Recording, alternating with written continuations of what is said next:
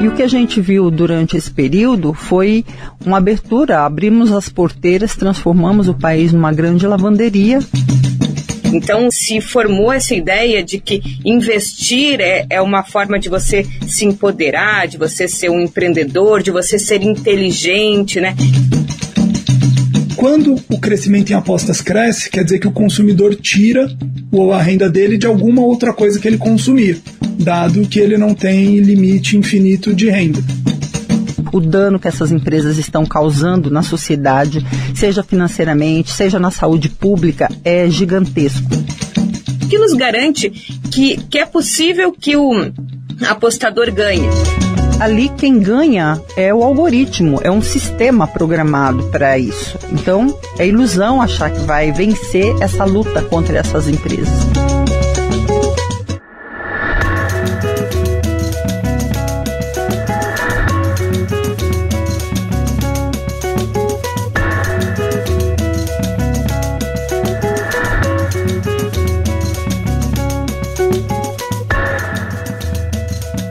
Estamos no ar a partir de agora com mais um episódio do podcast 3x4, o podcast de política do Brasil de fato. Aqui você tem toda semana uma análise dos principais assuntos do Brasil e do mundo. Eu sou a Nara Lacerda e divido a ancoragem do 3x4 com o jornalista de política Igor Carvalho. Hoje o Igor não está no estúdio com a gente, vai participar remotamente, mas é óbvio que marca a presença, porque não dá pra gente levar o podcast à frente sem o nosso companheiro.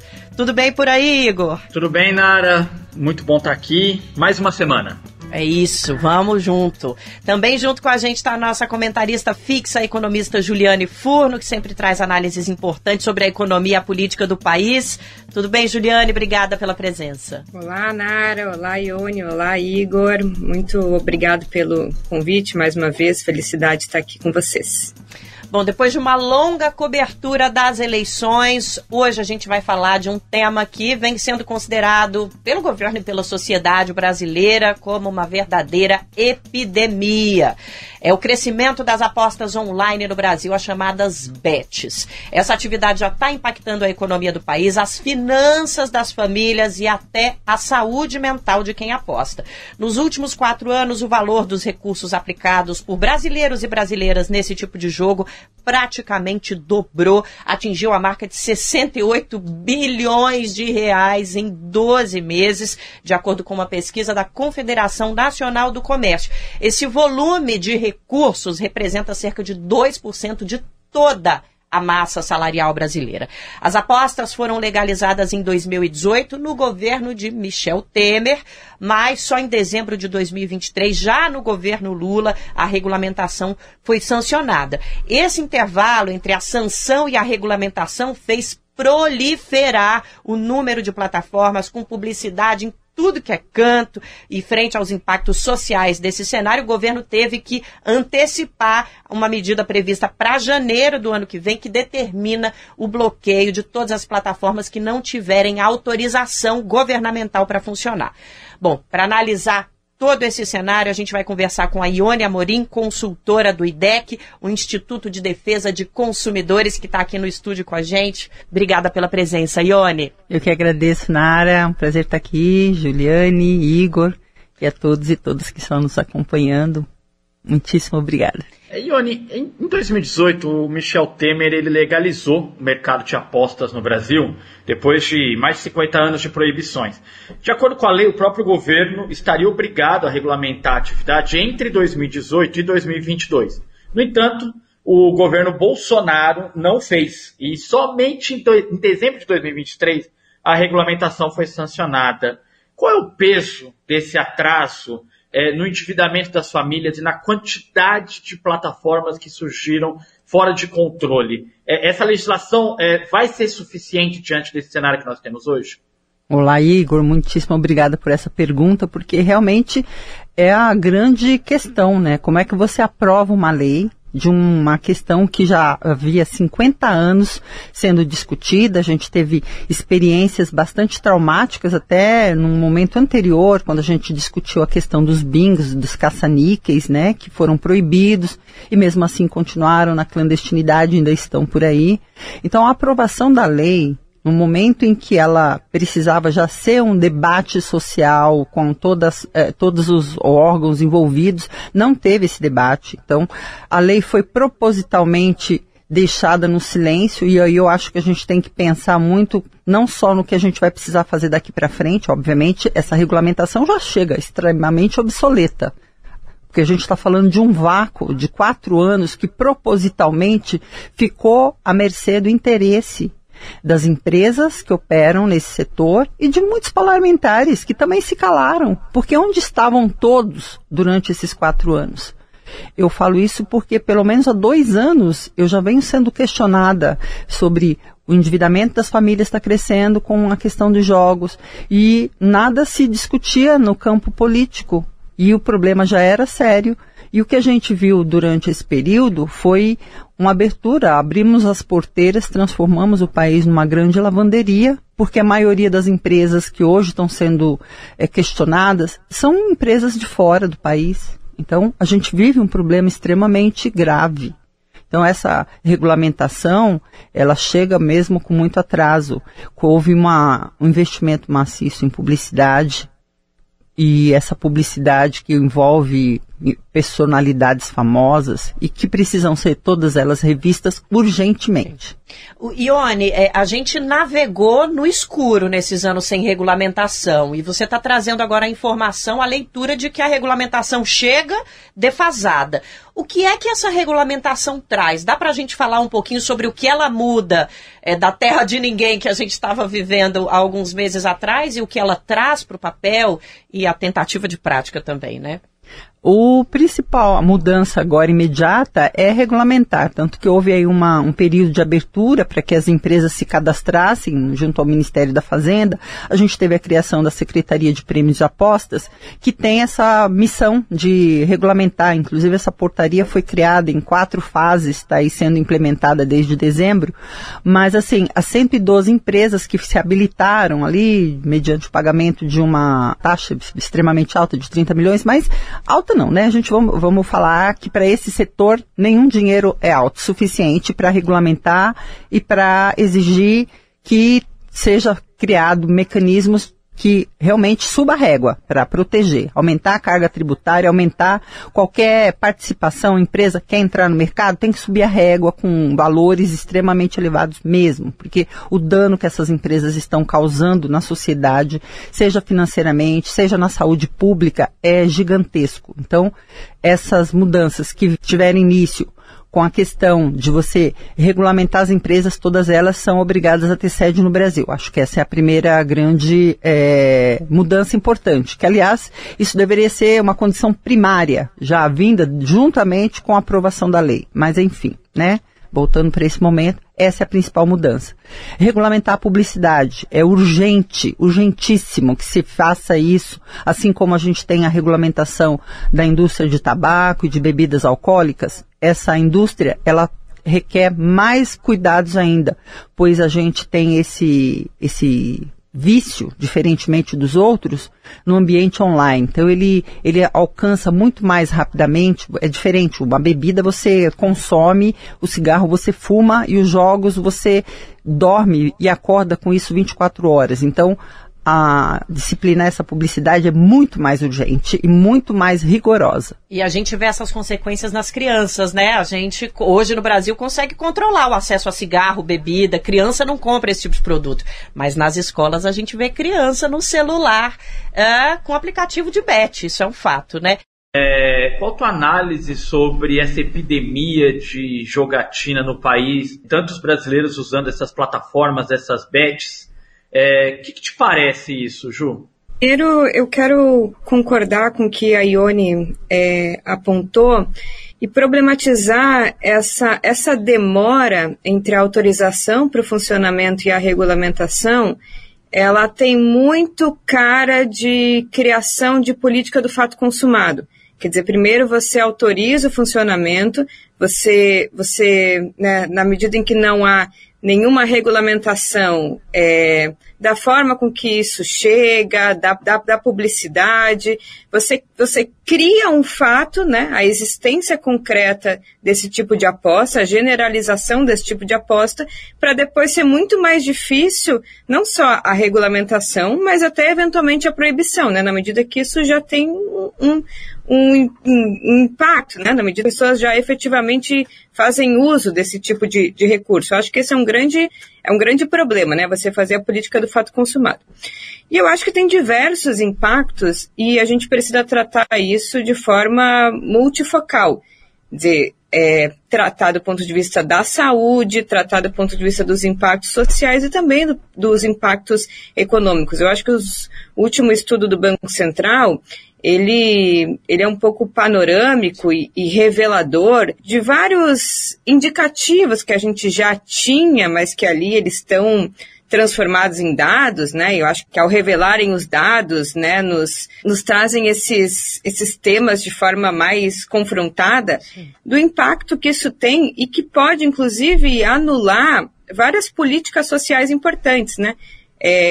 Tem vários relatos de professores, né, dialogando um pouco com o que a Nara falou, de professores do ensino médio que têm apontado, têm relatado a epidemia das apostas em bets de estudantes do ensino médio que usam um programa social importante que é o Pé de Meia, vários, né, usuários, uma quantidade expressiva de usuários de um programa social importante que é o Bolsa Família, né, que hoje utilizam parte desse recurso, dessa política de transferência de renda para apostas. Então tem um impacto importante da renda das famílias, do endividamento das famílias, que vai ter impacto inclusive sobre a taxa de juros do crédito pessoal, porque isso significa inadimplência. Inadimplência é a forma com que os bancos justificam as taxas de juros ao crédito pessoal mais elevadas, que vai, em última instância, contribuir para o maior problema econômico brasileiro, que é a desigualdade e que é a concentração de renda e riqueza. Então, eu acho que esse tipo de epidemia de apostas e a ausência de uma regulamentação mais expressiva, ela contribui para cristalizar e para oxigenar o principal problema que a gente tem no Brasil, que é a concentração de renda e riqueza. Porque isso drena recursos da sociedade, drena recursos dos mais pobres, né, drena recursos da renda do trabalho, que vão se direcionar para um setor, inclusive pouco conhecido, em geral que não tem sede no Brasil, concentrado nas mãos dos mais ricos, que vão não voltar diretamente para a sociedade, para o mercado interno, para o consumo de massas, que vai ser renda que em grande medida vai se concentrar no setor financeiro, com menos efeitos multiplicadores na economia real, e que vai servir para aprofundar não só a dinâmica dos baixos encadeamentos econômicos, mas também de retirar recursos da parcela da sociedade trabalhadora, da renda do trabalho, para se direcionar para a renda do capital. Que esse é o grande impacto econômico que eu acho que referenda um problema estrutural da sociedade brasileira e que tem condições de anular, né, os poucos ganhos em termos de políticas públicas que a gente tem erigido nesse último período, que são exatamente de desconcentração de renda e riqueza no Brasil. Não tem nada de bom nessa equação, a gente não consegue ver nenhuma vantagem, né, Ione? Essas informações do Banco Central que a Ju traz pra gente, olha, dão conta de que 5 milhões de beneficiários e beneficiárias do Bolsa Família gastaram 3 bilhões de reais com apostas online. 21% do total do programa social tem alimentado essas plataformas. Essa é uma avaliação do Banco Central e é claro que a gente precisa de mais dados sobre essa prática, esse consumo aqui no Brasil. Isso é um fato, viu, gente?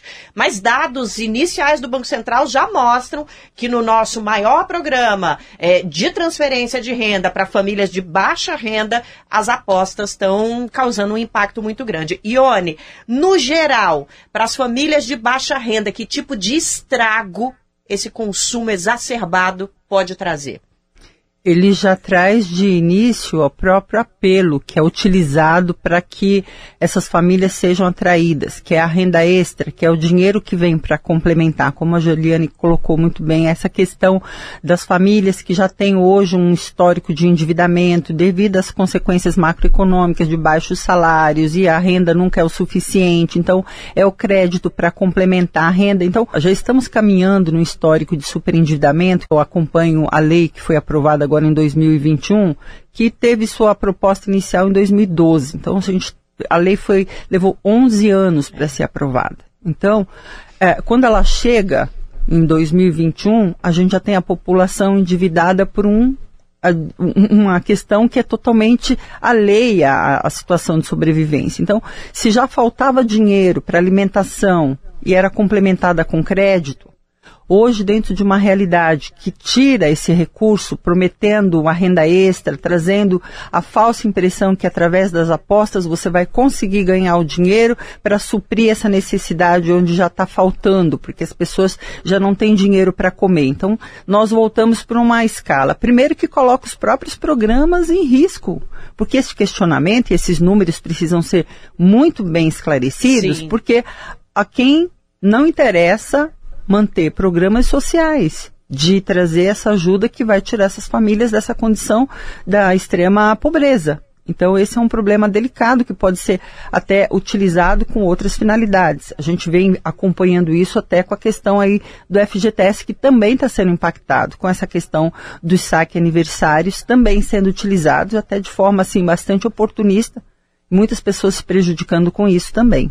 Então, esse ambiente de jogos, hoje, ele está impregnado em toda a economia. A gente não consegue mais tirar. Então, as famílias estão afetadas. Não é investimento, não é renda extra, não vai tirar. Ele pode ter a falsa impressão de que hoje você jogou R$10 e ganhou R$1.200, mas com o passar do tempo, ele vai te tirar muito mais do que esse pouco que você entende que ganho absoluto, né? Olha, eu joguei R$10 e ganhei 1.200. Então, assim, não vai funcionar. Os sistemas, tanto de apostas, que exigem um conhecimento que já vem hoje muito contaminado dentro dos ambientes esportivos, que a gente já vê a credibilidade de toda a parte dos esportes, sobretudo do futebol, mas a gente tem que olhar ao lado dos jogos eletrônicos, do jogo do tigrinho, do pandinha, do foguetinho, sei lá quantos nomezinhos que eles utilizam, mas que estão impregnados. Você está dentro de um ônibus, você vê alguém jogando, essa pessoa está dentro de casa meia-noite, 3 horas da manhã está jogando, e ali quem ganha é o algoritmo, é um sistema programado para isso. Então, é ilusão achar que vai vencer essa luta contra essas empresas. Ô Ione, eu tenho uma dúvida com relação justamente ao tigrinho. Embora ele pareça diferente das bets, ele tem sido bastante acessado por boa parte da população. Eu outro dia estava escutando uma história de um rapaz que estava no shopping, queria comprar um item, e aí ele parou, falou, peraí que eu vou jogar R$10 no tigrinho aqui, vou ver se eu ganho 200. Meu Deus. Jogou, perdeu e a vida seguiu. Eu achei isso assustador. O tigrinho, ele entra no mesmo rol de regulamentação das bets? Então, ele vai entrar, porque ele veio de carona, né? Quando a lei foi aprovada, em tese, o jogo do tigrinho, esses jogos eletrônicos, eles não estavam ali. Quando a gente fala da aposta fixa, né? A regulamentação da aposta fixa, é por não ter nenhum tipo de questionamento sobre o assunto.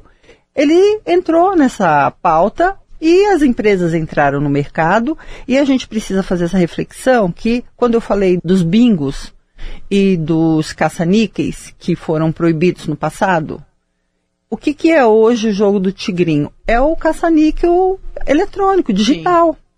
E que durante, olha só, a aprovação da lei em 2018, o início das operações, né, uma das maiores das empresas, que é a Bet365, entrou no mercado nesse ano de 2019, e a partir de 2020, com a pandemia, olha, todos os elementos conjunturais foram favoráveis para que essas empresas se consolidassem, todo mundo preso dentro de casa, com isolamento pela pandemia. Verdade. Os celulares ali, 24 horas, as pessoas ociosas, eles entraram maciçamente na vida das pessoas. Então, assim, esse problema ganhou essa escala desproporcional muito porque não tinha nada de regulamentação. E isso fez esse grande estrago. E vem fazendo sistematicamente, porque ainda que a gente está falando, né, da suspensão, desde o dia do início aí que o ministro prometeu suspender as empresas, né? Mais de 600 empresas vão sair.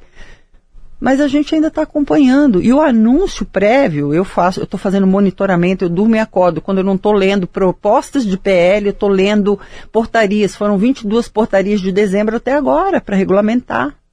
E a gente continua com o problema na nossa cara. Agora, algo que potencializou muito, exacerbou essa amplitude dessa questão, foi a internet, né, Ione? Principalmente influencers, jogadores de futebol, nossos atletas olímpicos e as nossas atletas também, né? É o discurso de ganhar dinheiro rápido e fácil, em grande quantidade.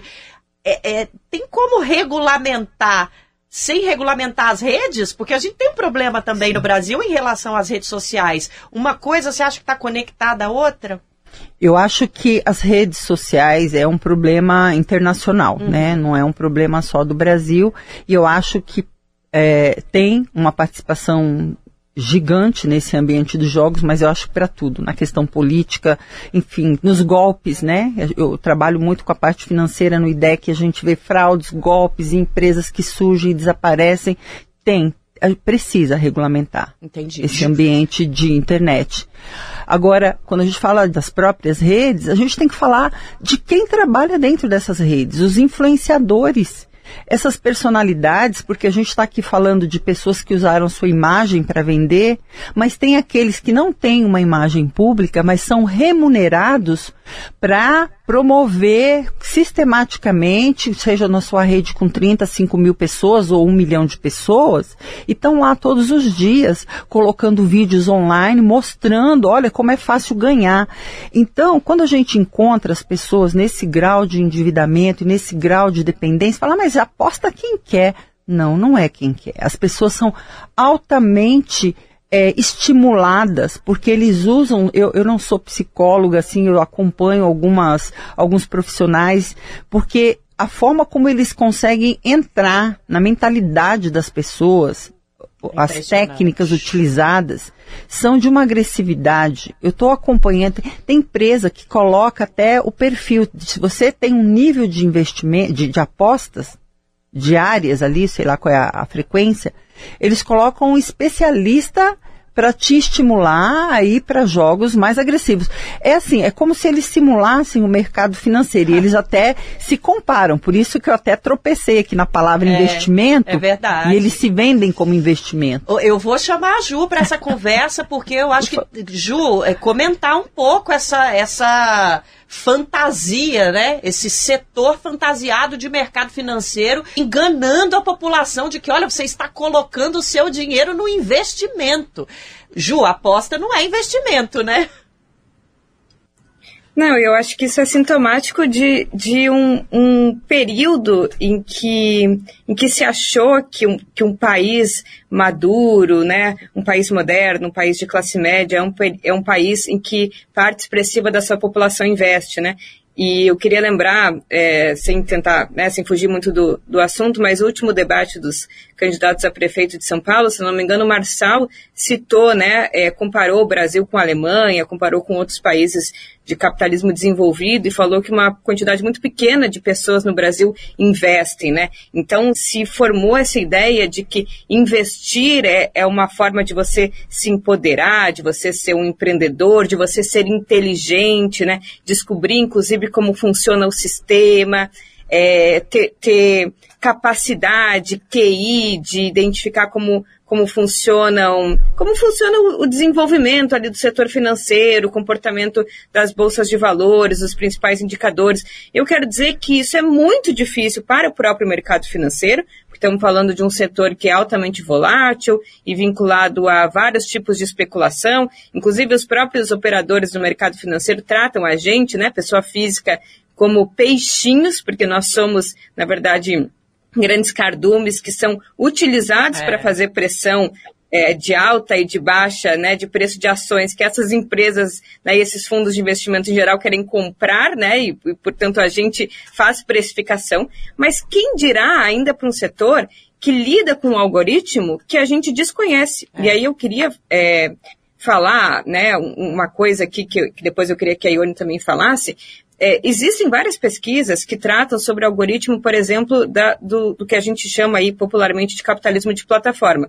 No caso, Rappi, Uber, né? Existe um grande desconhecimento, e essas empresas não estão obrigadas a abrir o funcionamento dos seus algoritmos, de por que alguns entregadores recebem mais encomendas do que outros, né? Principalmente quando eles estão próximos de atingir uma meta que daria ali uma premiação. Portanto, a gente não conhece esse sistema.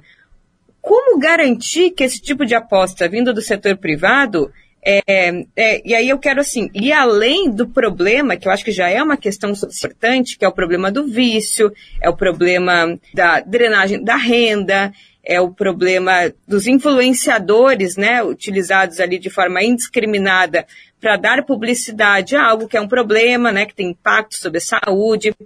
Mas eu quero ir além e tentar entender o que nos garante que, diferente das apostas da Caixa Econômica Federal, por exemplo, né, que seguem ali um rito comprovável, o que nos garante que essas roletas desses algoritmos ou desses cassinos eletrônicos, o que nos garante que é possível que o apostador ganhe? Ou, né, nessas bets que você inclusive pode apostar na quantidade de cartões amarelos que um juiz vai dispor numa partida de futebol. O que nos garante que não existe conluio entre jogadores, principalmente em times da segunda, terceira divisão de campeonatos, né, que tem um problema real de salário e orçamento, né, e que podem complementar a renda com esse tipo de aposta? O que nos garante que esse tipo de aposta do setor privado, além de todos os problemas sociais, que tem uma certa lisura? Quer dizer, é possível que nesse processo de regulamentação, além da regulamentação da sede, além da regulamentação da arrecadação tributária, é possível regulamentar a abertura do conhecimento do algoritmo do funcionamento? Eu acredito que sim, Juliane. Agradeço até você trazer essas questões tão profundas. É muito enriquecedor a gente aprofundar esse debate quando a gente fala regulamentar. Então vai ter que estar registrada, vai ter que ter horário de funcionar. Não, tem que ir além. Até porque essas empresas operam sem nenhuma transparência. Eu acompanho reclamações e vejo, a gente não tem ainda, porque essa secretaria que foi criada, eu não sei se ela é a autoridade, porque vai ter que monitorar, vai ter que fiscalizar em várias esferas a atuação dessas empresas. Eu tenho acompanhado muitas reclamações e veja só, eu estou acompanhando por uma empresa privada que opera no mercado fazendo exatamente essa, que é a Reclame Aqui, que faz, né, essa coleta Sim. de reclamações, mas lembro, é uma empresa privada, porque o órgão do governo, consumidor.gov, não tem reclamações de apostas, não tem essas empresas cadastradas lá. Nossa. Então veja, cadê o Estado que está fazendo o acolhimento dessas demandas e monitorando e identificando as falhas que eu vejo ali, eu leio, a empresa me cancelou por violação da regra. Mas que regra? Quem conhece a regra? Onde elas estão?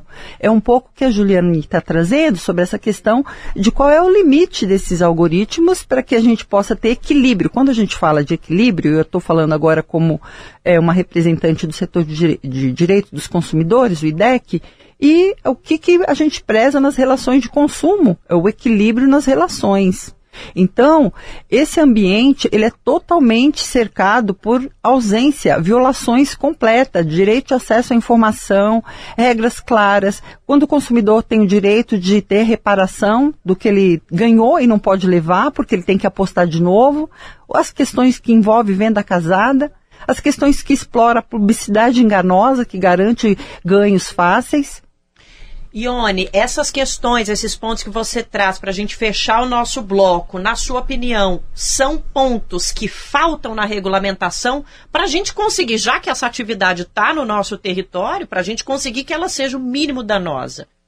A gente precisa, acho que esse debate da regulamentação, ele ainda precisa ser ampliado com a sociedade, precisa trazer todas essas questões, seja formuladores que trabalham dentro desses critérios de algoritmos, seja dentro dessas empresas que envolvem a parte esportiva, todos os atletas envolvidos, enfim, os campeonatos, lembrando que o Brasil, ele não vai proibir, porque o mundo está dentro dessa plataforma de jogos. Eu tenho acompanhado a legislação em outros países, a gente tem vários países mais consolidados, outros menos, alguns avançaram mais na questão da publicidade, outros da proibição de acesso em determinados horários, outros em proteger, em criar mecanismos de tratamento das pessoas que foram vítimas. Então, o assunto é amplo.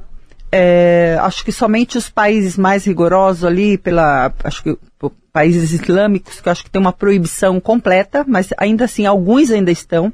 Aqui na América Latina, na Europa, acho que a Itália passou em 2007 por um problema muito parecido nessa questão sobre o ambiente que envolve as apostas e os campeonatos de futebol.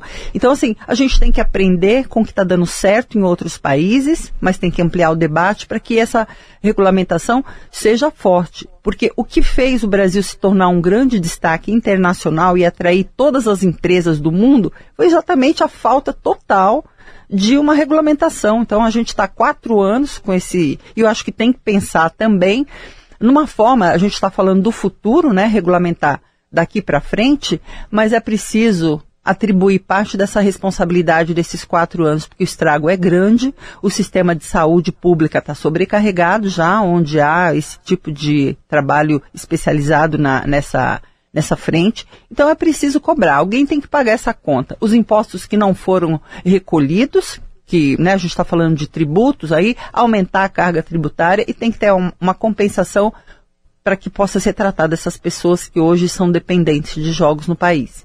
Gente, se cerveja, álcool, cigarro, tem regulamentação de publicidade, a gente também precisa regulamentar a publicidade desses jogos eletrônicos. Não tem para onde fugir nessa questão.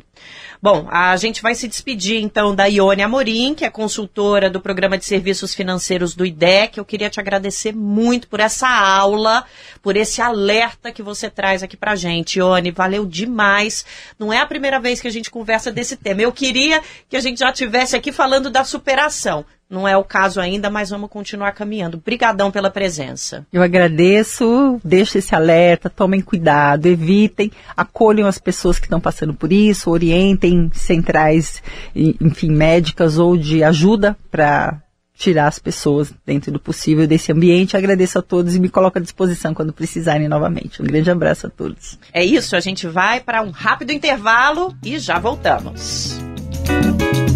Quer saber o que está por trás da produção desse podcast, conhecer os bastidores das nossas reportagens? Então você não pode perder a newsletter exclusiva do Brasil de Fato, nosso boletim.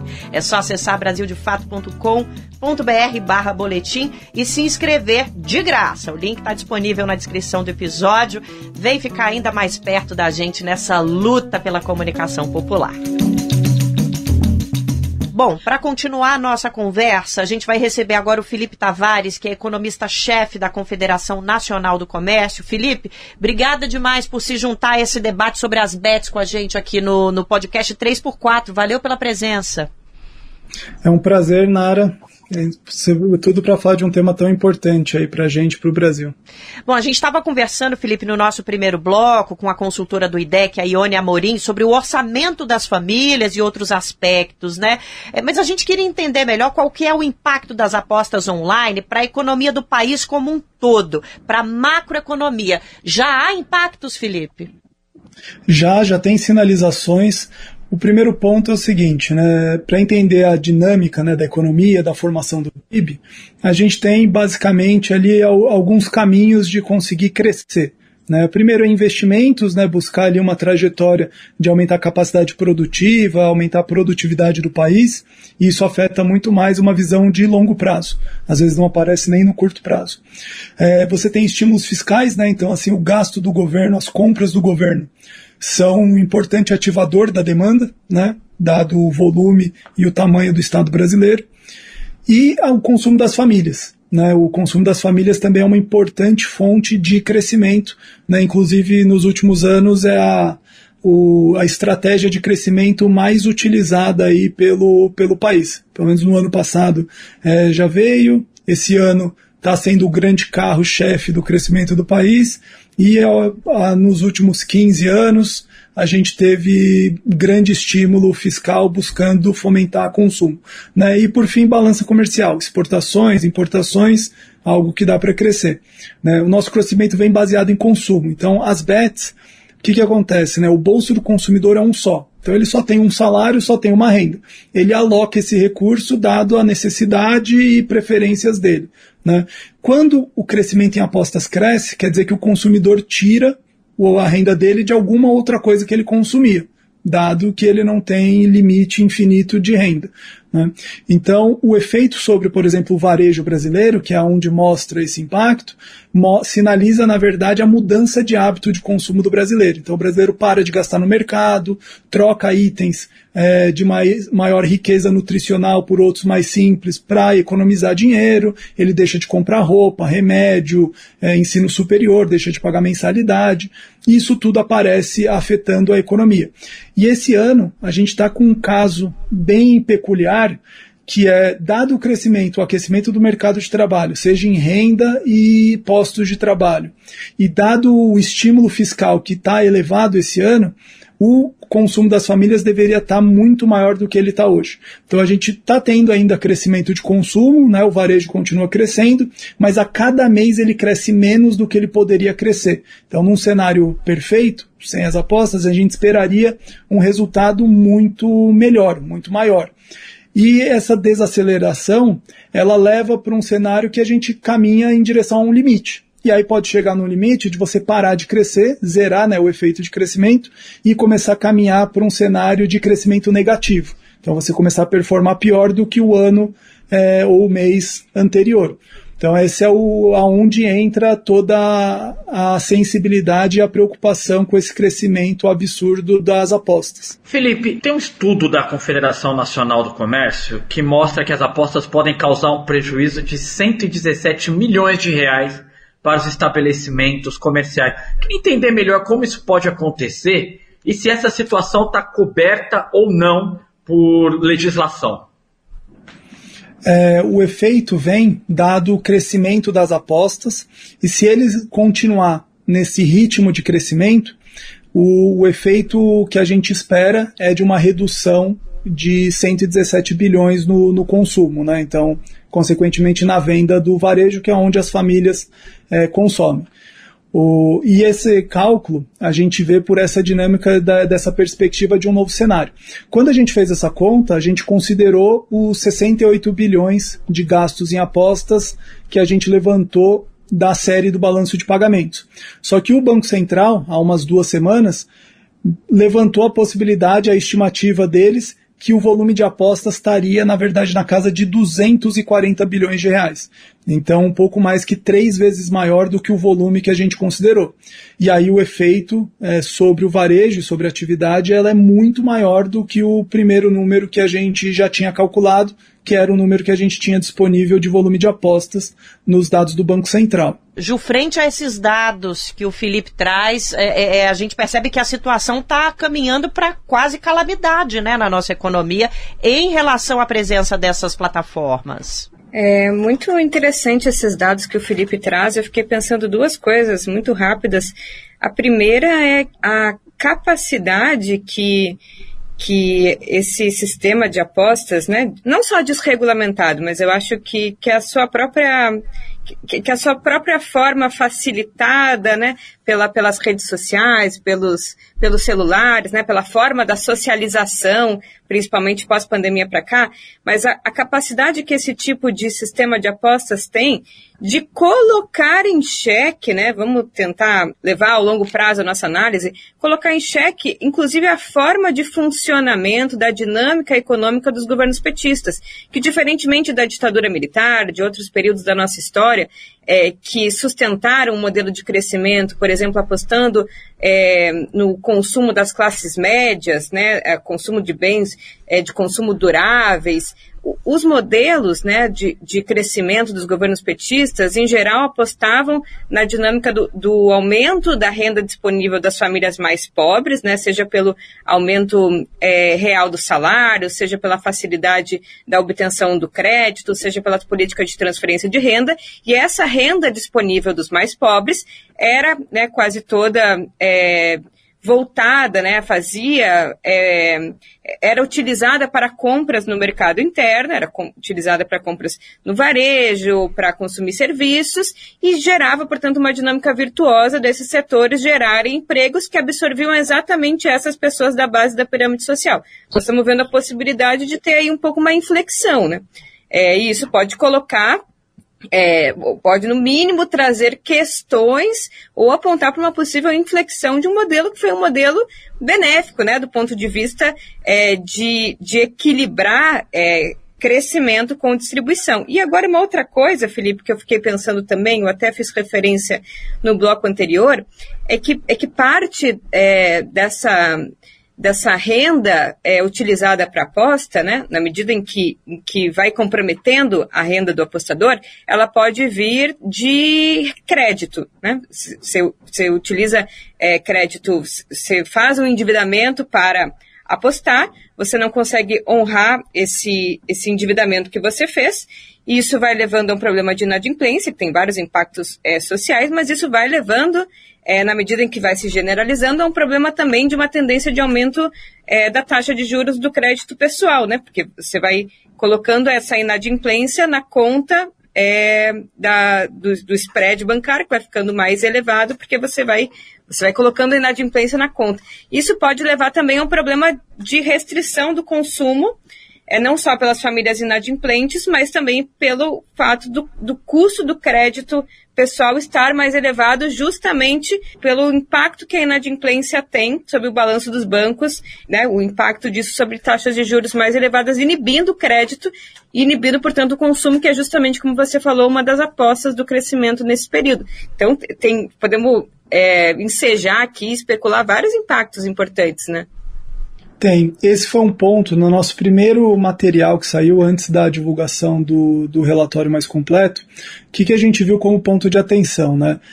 Tem fatores de custo de crédito, né, inadimplência como um todo, e a gente tem um fator de risco sobre efeitos sociais, indicadores sociais, né, pobreza, vulnerabilidade social. E a gente tem problemas de governança, né, de estar tendo um caminho de lavagem de dinheiro e transações, às vezes não idôneas, né, com recursos não idôneos. E você tem um efeito também de governança de exposição a jovens e menores de idade entrando e estando cada vez mais vulneráveis e expostos à dinâmica de apostas, né? Na parte de inadimplência, né, a gente fez, o nosso primeiro cálculo foi entender o quanto da inadimplência, quanto que o excesso de apostas estava afetando a inadimplência. E a gente chegou à estimativa de que 1,3 milhões de brasileiros entraram em condição de inadimplência devido a apostas. Nossa. E a gente tinha um risco desse número chegar a mais 600 mil brasileiros nessa reta final de ano. Isso era um número muito complicado, dado que o Brasil, assim, infelizmente é um país de renda média baixa, né? A gente tem um salário médio próximo de R$3.000, um pouquinho menor. Então, assim, qualquer saída ali do orçamento, qualquer imprevisto, a família entra numa situação de inadimplência e ela demora muito tempo para sair, porque ela não tem espaço no orçamento para lidar com imprevistos e problemas. Então, é mais difícil sair da inadimplência na classe média, né? Classe média estatisticamente, né? Ali renda de R$3.000 e menor. E aí tem um fator que agrava essa preocupação, que é o público mais presente nas apostas são mulheres com menor escolaridade e de menor renda. Então a gente viu essa preocupação porque esse é um público muito crucial para todos os programas sociais que a gente tem no Brasil, né? O grande sucesso e a grande genialidade lá na estruturação do Bolsa Família no começo dos anos 2000 era ter entendido que você precisava priorizar a mulher, né, do domicílio, seja ela chefe de família ou não, porque ela teria o melhor uso e a melhor gestão daquele recurso, olhando as crianças, foi isso que fez diminuir trabalho infantil. A gente conseguiu ter um ótimo arranjo, entendendo bem a dinâmica do lar brasileiro, né? Dado que esse público, esse perfil está sendo muito intenso nas apostas, a gente levantou a hipótese, mesmo que a gente não tivesse dados, que teria uma grande chance de afetar os beneficiários do Bolsa Família. E aí o Banco Central mostrou isso, né? Hoje o Bolsa Família custa em torno de 14 bilhões de reais por mês, e em agosto, que foi o dado que o Banco Central soltou, 3 bilhões de reais do Bolsa Família foram destinados a apostas em cassinos online, né? E dada a facilidade de se apostar em um marketing extremamente agressivo e predatório, as famílias se tornam cada vez mais expostas e cada vez mais confiantes de que aquela modalidade é uma modalidade boa para a utilização da sua renda. E isso com utilização de muitos influencers, né? O pessoal coloca números cabalísticos. Se você entrar às 2 e 3 da madrugada, você será premiado. Então pode ir lá apostar nesse horário. Aí o cara passa 30 opções de horas cabalísticas para que a família vá lá e colocar muito dinheiro. Como o cara fala que é certeza do benefício, que é algo impossível de você dizer, a família tem grande chance de perder grande volume de recurso. Então o efeito na inadimplência, ele tem toda essa parte peculiar e muito perversa, porque pode demorar muitos anos para a gente reverter esse aumento de inadimplência. Eu queria falar um pouquinho com a Ju. Hoje o Rodrigo Pacheco autorizou na última terça-feira a criação de uma CPI para investigar a possível ligação das bets com o crime organizado e a lavagem de dinheiro. Os trabalhos e a formação da comissão ainda não tem data para começar, mas eu queria saber um pouquinho politicamente, que efeitos você acha que essa CPI, ou para além de questões políticas, que efeitos você acha que uma CPI pode ter no meio dessa epidemia que nós vivemos? Eu acho que é o efeito de tornar essa uma questão de debate social. Eu acho que é de tornar esse um tema de debate político, quer dizer, não é só a regulamentação de uma atividade com impactos econômicos ou não. E veja, eu mesma, quando estourou esses jogos de aposta, e eu comecei a visualizar isso, pegando o ônibus, vendo as pessoas apostar, pensei, olha, é capaz disso aqui ser uma possibilidade, né, uma fonte de reequilíbrio da Seguridade Social, né, levando em consideração que uma das fontes de financiamento da Seguridade Social, né, são os jogos de aposta, né, aqueles jogos que a Caixa, né, é ali a operadora. Depois eu identifiquei, eu acho que não é só uma questão, eu acho que não vale a pena os impactos sociais e econômicos comparados só a uma fonte de arrecadação tributária. Eu acho que tem mais elementos aqui. E eu acho que a abertura de uma CPI e trazer no bojo disso, né, o problema de saúde pública, o problema do dreno da renda das famílias do mercado interno para a mão de famílias ricas em geral, né, revertendo isso para o sistema financeiro. Mas eu acho que além disso, um problema que especialmente para eu que moro no Rio de Janeiro, que é a lavagem de dinheiro e a operação do crime organizado, eu acho que traz mais elementos para tornar essa questão mais complexa e multifocal do que só, né, um problema de ordem de saúde pública ou só um problema de ordem econômica. Então, eu diria que isso ajuda a tornar esse um tema de debate público através, né, de mais uma variável importante, que é, sim, a lavagem de dinheiro e a vinculação disso com várias formas de crime organizado. E sua leitura, Felipe? Tem um ponto que a gente levantou agora para o estudo final, que está para publicar na semana que vem, que os países se preocupam muito, em regra geral, sobre a governança dos cassinos online. Tanto que todos os países buscam estratégias para restringir ou controlar absurdamente esse tipo de modalidade. E a gente tem uma construção no Brasil que é peculiar, que é todas essas plataformas estão sediadas em paraísos fiscais.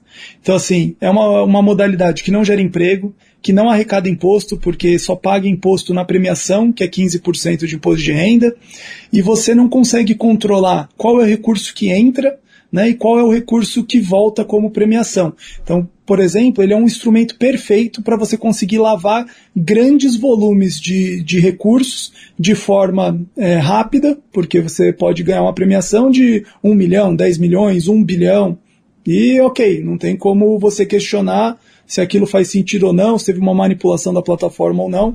Isso coloca a gente numa situação muito complicada de lidar, né, porque isso pode ficar completamente fora de controle. E dado o abuso dessas plataformas, de começar a contratar influencer infantil, mirim, para influenciar um público específico, né? Você não contrata um adolescente de 12, 13 anos, você quer atingir um senhor de 50. Né, ou uma senhora de 60 anos de idade, 50 anos, né, não tem fit com aquele público. Então, toda essa construção pode ter efeitos muito difíceis da gente superar. Ô Felipe, a gente tem informação aqui de que mais de 24 milhões de pessoas fizeram aposta usando Pix. Essa ferramenta que chegou para solucionar uma parte gigante da nossa vida bancária no Brasil. Existe essa preocupação com o uso do Pix, facilitando o envio de dinheiro para essas plataformas que estão sediadas em paraíso fiscal, não estão trazendo nada para o nosso país, pelo menos não na medida do estrago que estão causando. Tem alguma coisa que a gente pode fazer, Felipe, para controlar essa facilidade que o Pix, por exemplo, traz de injeção de dinheiro da nossa população para essas plataformas? Infelizmente, acho que a solução está proposta pela Confederação, que é a proibição de cassino online. Tanto que a gente colocou, né, um debate, isso vai estar na segunda parte agora do nosso estudo, mostrando como que é a diferença entre um cassino físico e um cassino online, né? Então, comparando números gerais, o cassino online gera 0 empregos, né? O cassino físico, por outro lado, a gente espera, né, que é inclusive o que está na nota técnica lá da lei que está no Senado Federal sobre os cassinos físicos, tem uma expectativa de 1 milhão de empregos diretos ou indiretos formais devido ao fomento da atividade do turismo em torno do cassino. A gente tem uma agenda de crescimento, né, de construção civil, né, para construir o resort, o cassino, né, uma infraestrutura mais apropriada para o acesso àquela localidade, que também é significativa. Na parte arrecadatória, né, só na CID Jogos, que seria um novo imposto criado com a lei que está no Senado, a gente tem uma expectativa de 22 bilhões de reais de arrecadação.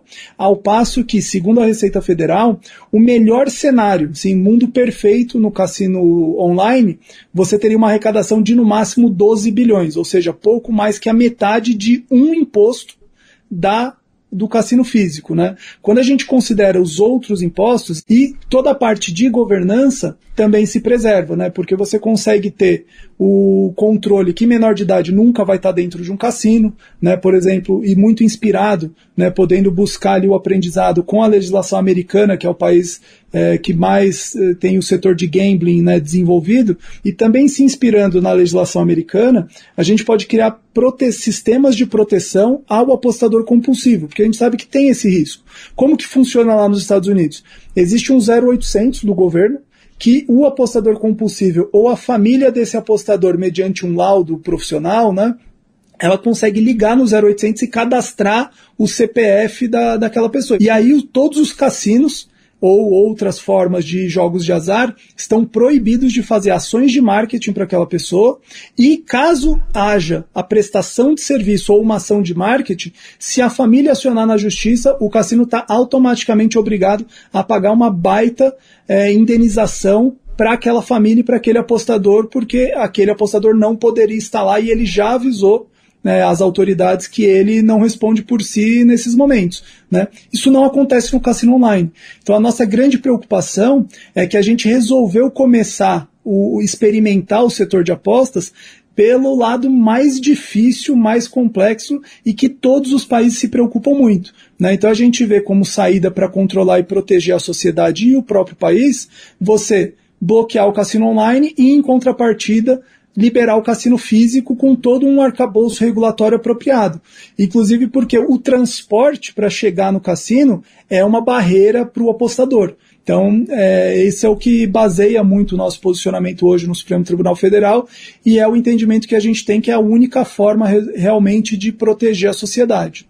Ô Ju, pegando carona no que o Felipe trouxe aqui pra gente, que tipo de mecanismos nós podemos implementar para que esse setor possa trazer vantagens para a economia nacional? Olha, Juliane, eu hoje tenho convicção de que esse tipo de aposta online só tem prejuízos para o Brasil. Então, eu me posiciono contrária, quer dizer, embora eu ache que é muito difícil que o Brasil proíba esse tipo de jogos, e aí levando em consideração principalmente a fala da Ione, de que já se generalizou, né, pelos principais países capitalistas do mundo, ainda assim eu acho que tem uma diferença entre o que é a nossa análise pragmática, né, das possibilidades e o que é um pouco o desejo, a nossa posição política perante o mundo. Então eu me posiciono contrária e eu acho que tem um papel político, né, a posição contrária à autorização para esse tipo de jogos, porque ela cumpre o papel, né, na medida em que várias pessoas e organizações se posicionam contrárias, cumpre um papel de esticar a corda para que, na melhor das hipóteses, a regulamentação seja mais dura possível. Mas, levando em consideração a dificuldade, né, desse tipo de decisão firme, eu acho que proibir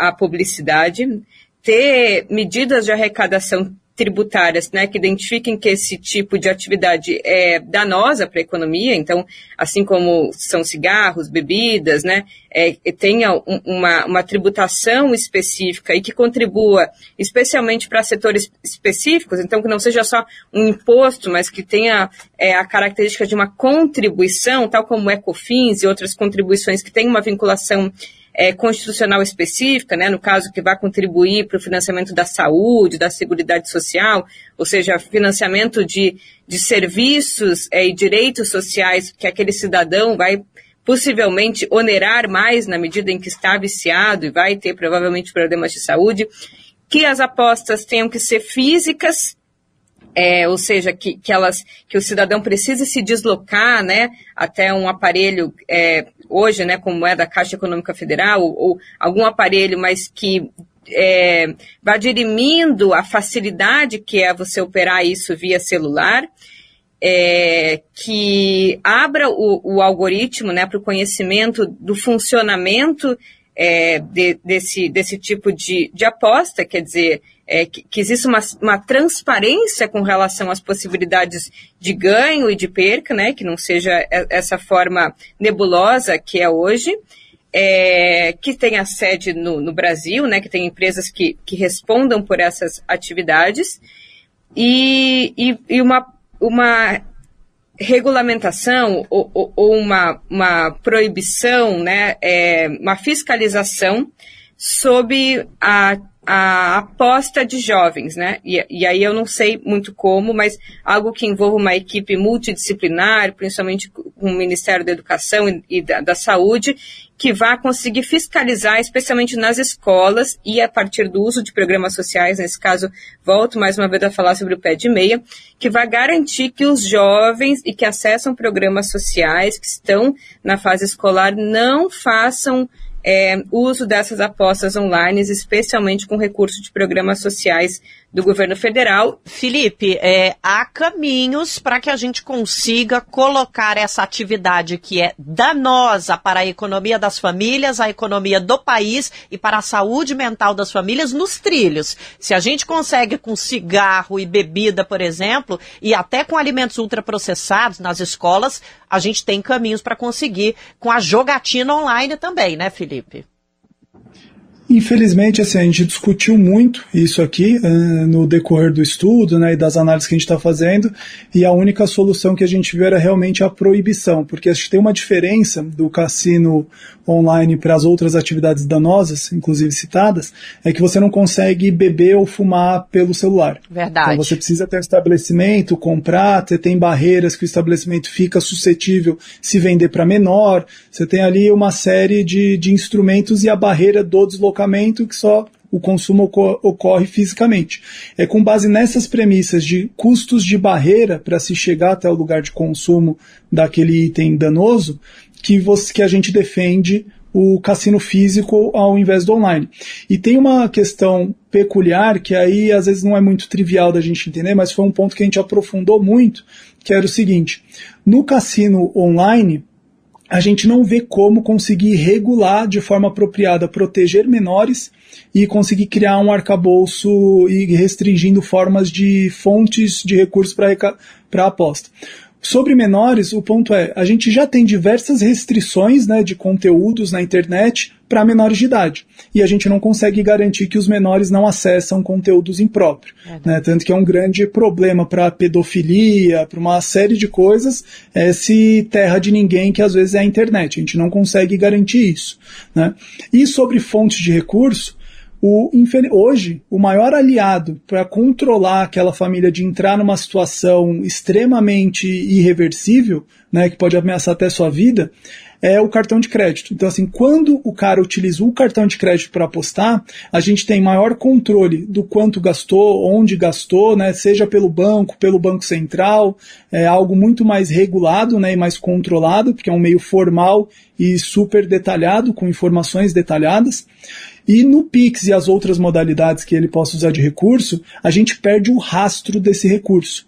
E no cartão de crédito, a gente tem um grande alinhado, que até a Ju comentou um pouco no começo, de uma outra forma, que é a avaliação de score de crédito. Se o banco não liberar crédito para você, acabou aquela fonte de aposta, porque você não tem recurso.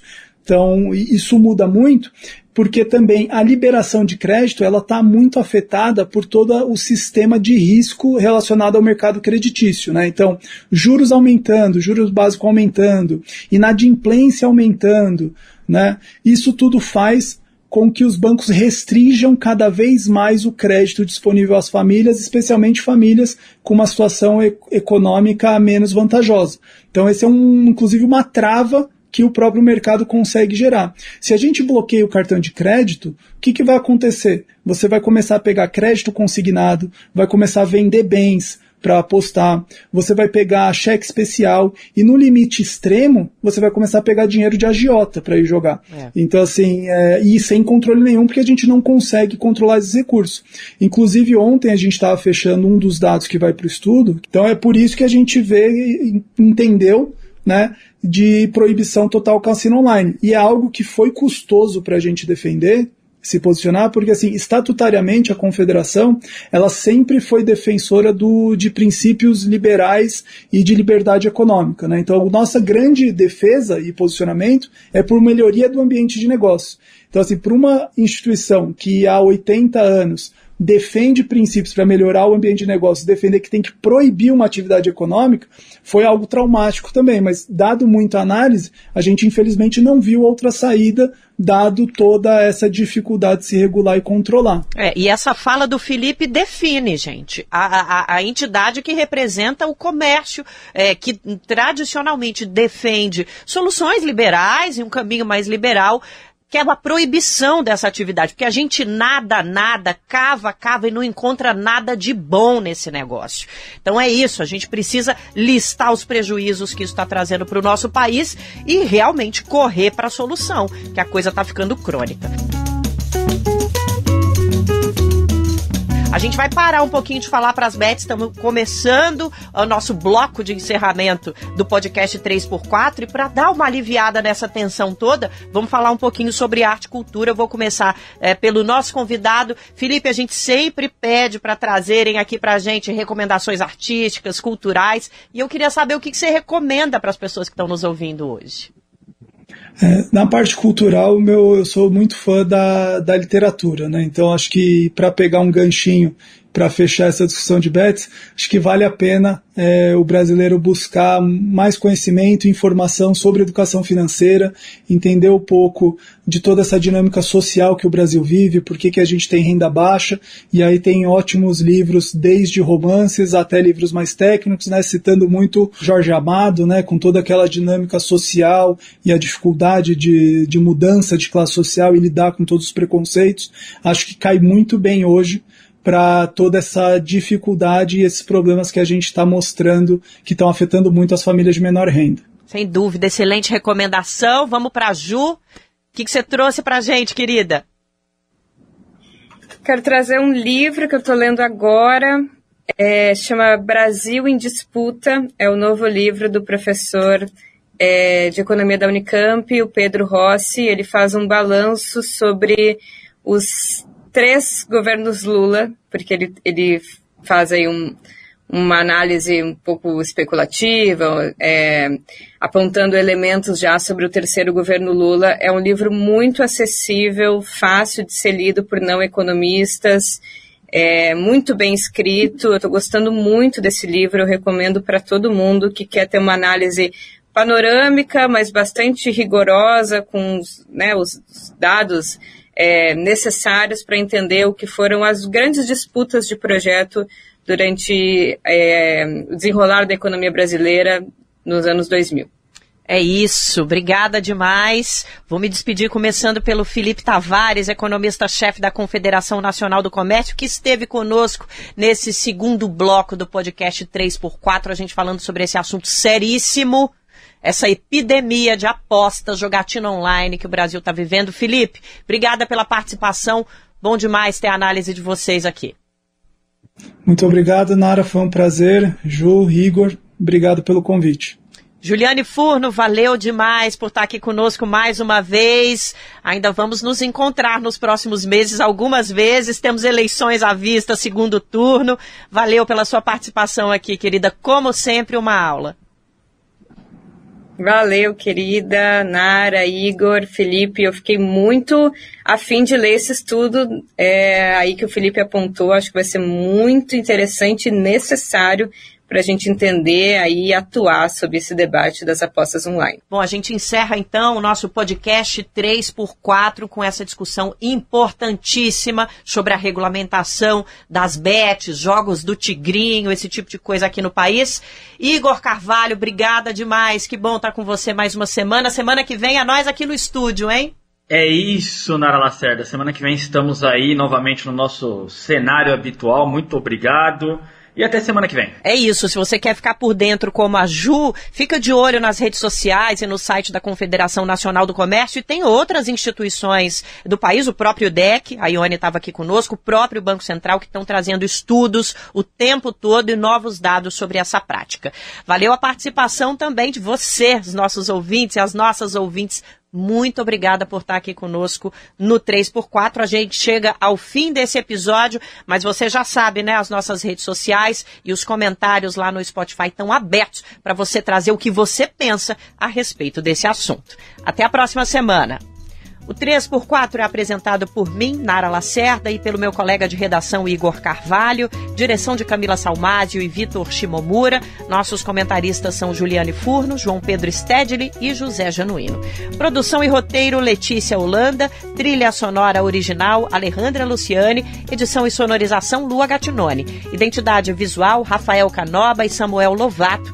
No Brasil, de fato, a coordenação de redes sociais é de Rafaela Cury, a coordenação de rádio e TV é de Monize Ravena e a direção executiva é de Nina Fidelis. É isso, até semana que vem.